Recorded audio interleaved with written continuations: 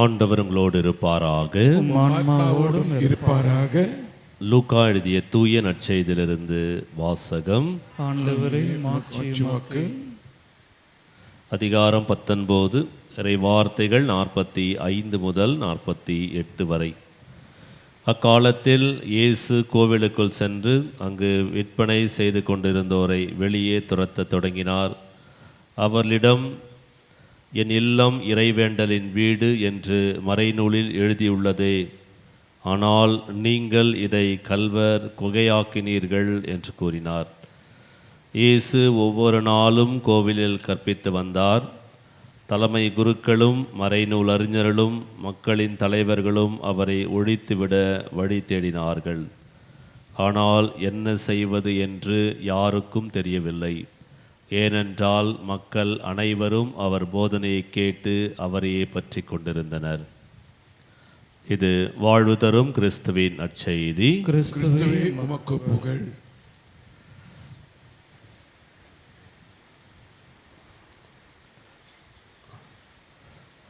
அன்புக்குரிய இறை மக்களை, நாம் இன்றைக்கு நவம்பர் மாதம் 21ஆம் தேதி அன்னை மரியாவை இறைவனிடத்திலே காணிக்கையாக ஒப்பு கொடுத்த ஒரு விழாவை இன்றைக்கு நாம் தாய் திருச்சபை சிறப்பிக்கின்றது. இந்த விழாவானது மரியாவை ஆலயத்திலே காணிக்கையாக ஒப்பு கொடுக்கும் இந்த விழா பாரம்பரியமாக துவக்க காலத்திலிருந்தே மக்கள் மத்தியில் இருந்த ஒன்றாகும். இதை கிரேக்கர்கள் அன்னை மரியாள் ஆலயத்தில் நுழையும் விழா, அன்னை மரியாள் ஆலயத்தில் நுழையும் விழா என்று கொண்டாடினார்கள். நம்முடைய அந்த விவிலியத்திலும் யாக்கோபின் நற்செய்தி என்ற நூலிலும் அன்னை மரியாளுடைய பெற்றோர்களாக இருக்கிறவர்கள் சுவைக்கின் அண்ணா இவர்கள் முதிர்ந்த வயது அடையும் வரை அவளுக்கு குழந்தை இல்லை. ஒரு முறை பலி செலுத்துகிற பொழுது அந்த பலி செலுத்துவதற்கு அவரை அனுமதிக்கவில்லை. அதனால் மனம் நொந்து வீட்டிற்கு செல்லாமல் அந்த பாலைநிலத்திலே காட்டிலே சென்று அவர் அழுது ஜெபிக்கிறார். அதே போல் அண்ணா வீட்டிலிருந்தே எனக்கு ஒரு குழந்தை செல்வத்தை தாரும் என்று சொல்லி அழுது ஜெபிக்கிறார்கள். இப்படி அவருடைய அழுது ஜெபித்ததனுடைய பயனாக கடவுள் அவளுக்கு ஒரு குழந்தையை கொடுக்கிறார். அந்த குழந்தைக்கு மரியா என்று பெயரிடுகிறார்கள்.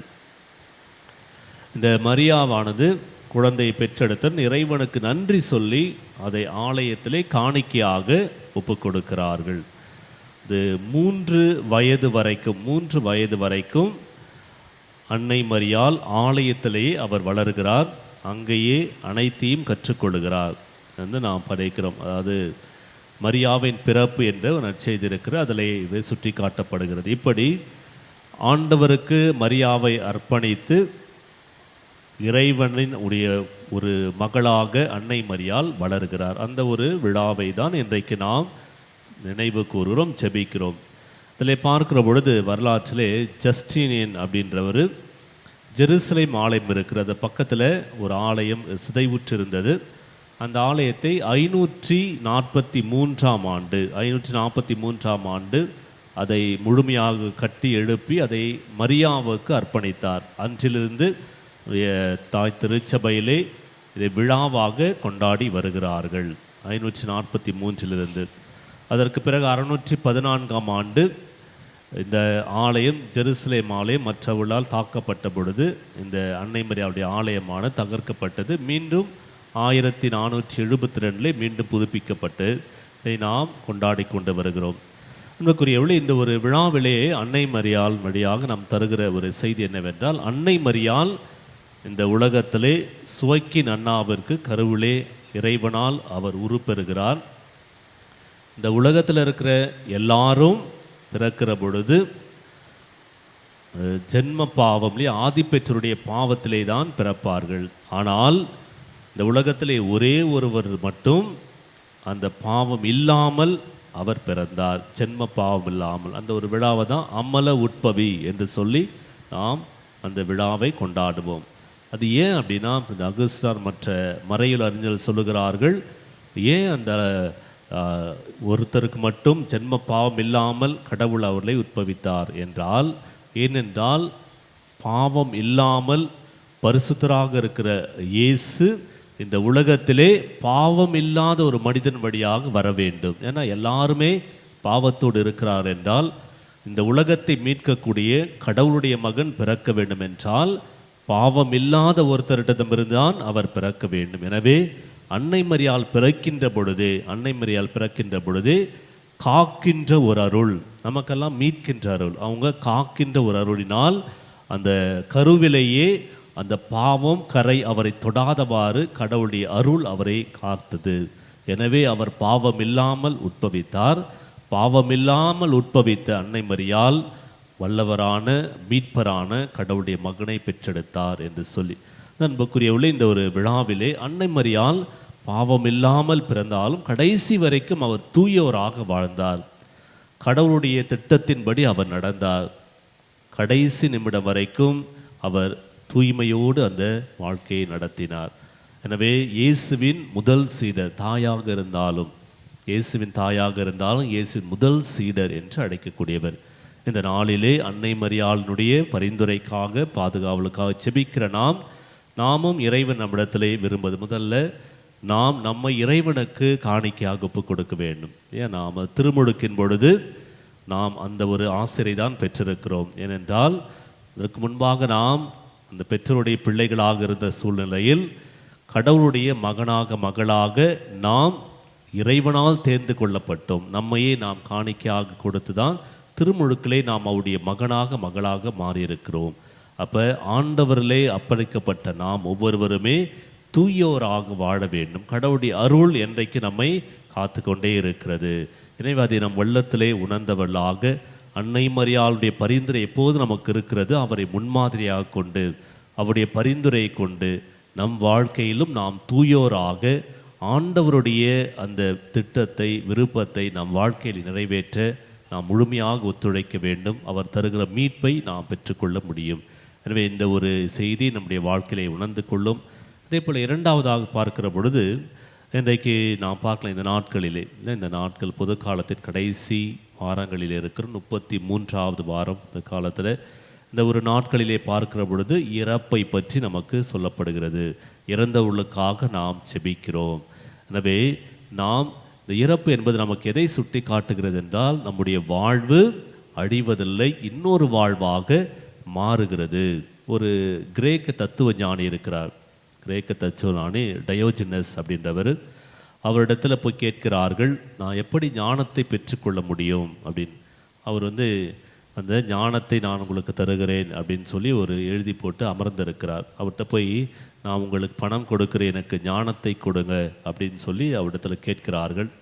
அப்போ அவர் இந்த ஒரே ஒரு வசனத்தை மட்டும் சொல்லுகிறார், நீ எதை செய்தாலும் உன் வாழ்வின் முடிவை எண்ணிக்கொள். நீ எதை செய்தாலும் உன் வாழ்வின் முடிவை எண்ணிக்கொள். இந்த ஒரு வார்த்தை வசனம் நீங்கள் ஒவ்வொருவருமே உள்ளத்தில் பதித்தீர்கள், உங்களிடத்தில் ஞானம் பிறந்தவர்களாக இருப்பீர்கள். ஏனென்றால் எது செய்தாலும் நாம் ஒரு நாள் முடிவை சந்திக்க வேண்டியிருக்கும். அதே போல் பார்க்கிற பொழுது இந்த மார்ட்டின் ஹெக்டர் அப்படின்றவர் சொல்லுகிறார், மரணம் ஒருவரை மனிதராக்குகிறது. மரணம் ஒருவரை மனிதராக்குகிறது. எனவே நான் இறப்பை சந்திக்க போகிறேன் அப்படின்ற ஒரு எண்ணம் நம் வாழ்க்கையில் இருந்தது அப்படின்னா இடத்திலே அகந்தை இருக்காது, ஆணவம் இருக்காது. மாறாக தவறானதை செய்ய நான் துணிய மாட்டேன். ஏனென்றால் இந்த தீமை எனக்கு சாவிற்கு பிறகான அழிவை எனக்கு தரக்கூடியது. எனவே நான் எப்படியும் இழக்கப் போகிறேன். இது நிலையற்ற வாழ்வாக இருக்கிறது. எனவே இறைவன் தருகிற அந்த அழியா மீட்பின் வாழ்வை பெற்றுக்கொள்ள நான் என்னையே தயார்படுத்தி கொள்ள வேண்டும். எனவே இந்த மரணத்தை நாம் நினைக்கிற பொழுது, முடிவை எண்ணுகிற பொழுது நாம் தீமை செய்வதற்கு அஞ்சுவோம். ஆணவத்தோடு இருக்க மாட்டோம், அகங்காரத்தோடு இருக்க மாட்டோம். அன்புக்குரியவர்களே, இந்த காலத்திலே பொது காலத்தின் நாட்களிலே இருக்கிற நாம் இன்னும் சில நாட்களிலே ஆண்டவருடைய கிறிஸ்தரசர் பெருவிழாவை கொண்டாட இருக்கிறோம்.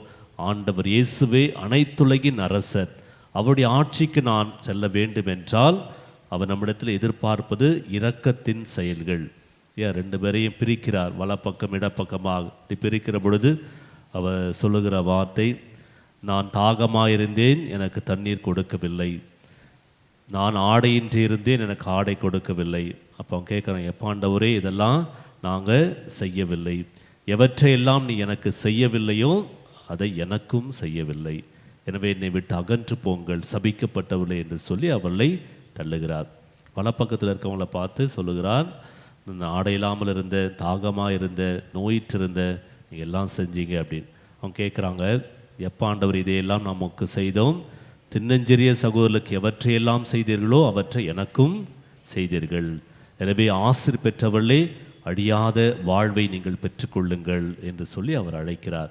எனவே கிறிஸ்து அனைத்துலகின் அரசராக இருந்து நம் ஒவ்வொருவரையும் திருவிட வருவார்.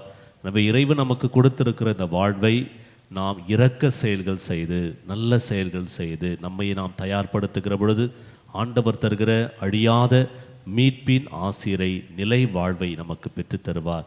எனவே சிறப்பாக நாம் செபிப்போம். கடவுளே, உமது இரக்கத்திற்காக, ஆசிருக்காக நீ தருகிற அந்த வாழ்வை, ஆசீர்வாதத்தை நாம் சரியாக பயன்படுத்தி இறைவனின் அன்பு மக்களாக வாழ எங்களுக்கு அருள் தாரும் சொல்லி தொடர்ந்து திருப்பலியிலே ஜெபிப்போம். ஆமென். உதவி நாடி வந்தவர்கள் யாரும் கைவிடப்பட்டார் இல்லையம்மா.